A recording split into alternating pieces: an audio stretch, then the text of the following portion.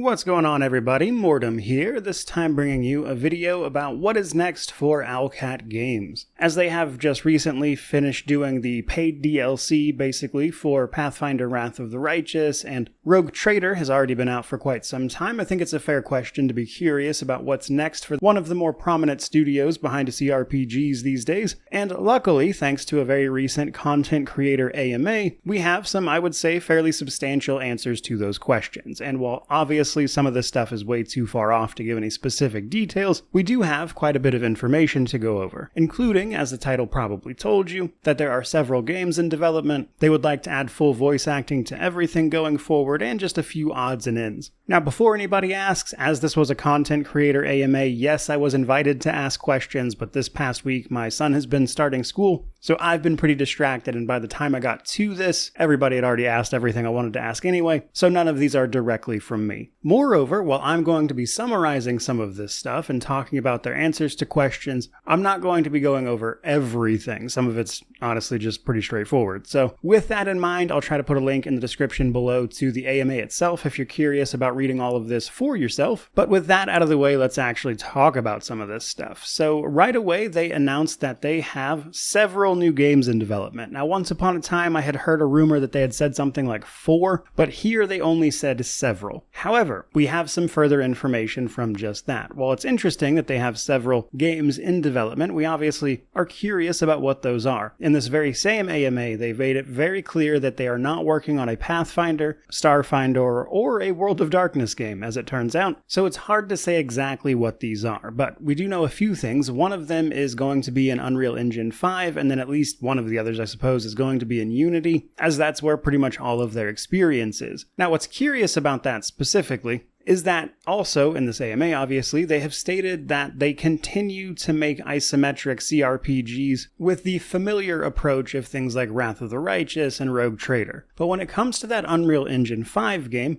it's also pretty clear here that they still plan for this at least to be a party-based RPG of some sort, as they more or less confirmed that there will be companions in it, and that organizing a party of adventurers is important to what they do, which isn't terribly surprising given their body of work. But I think that brings me to perhaps one of their most interesting answers, because they were also asked about all of these new games and whether they were interested in creating their own IP, and while they said obviously they're interested in creating their own IP, of course, they don't actually have any specific plans for that, and I thought that was really interesting to say when you've already mentioned that you have several games in development. So putting those together, it would make sense that in theory every single game they're currently working on is not their own IP. So unless this is an unintentional error, I think it's safe to say that all of these games they're working on will likely be licensed in some way, that is to say they are an established IP. We're getting one in Unreal Engine 5, the others in Unity, and more traditional isometric CRPG fashion. Though it's hard to say exactly when we'll see heads or tails of any of these, as we're not all that far off from Rogue Trader, though given the pretty quick turnaround between Rogue Trader and Wrath of the Righteous, I think it's safe to say that the isometric game made in Unity, where most of their experiences, might not actually take that long, so I don't think it would be wild to assume we might hear about that one sooner rather than later. But of course, that's just a guess on my end. Now, before we move on from the new game stuff, let's talk about voice acting. They were asked directly about voice acting in future projects and whether they considered full voice acting a priority, and simply put, they stated that yes, it is. In fact, internally they see it as essential going forward, given how much people ask for it. And personally, as someone who reviews a ton of games,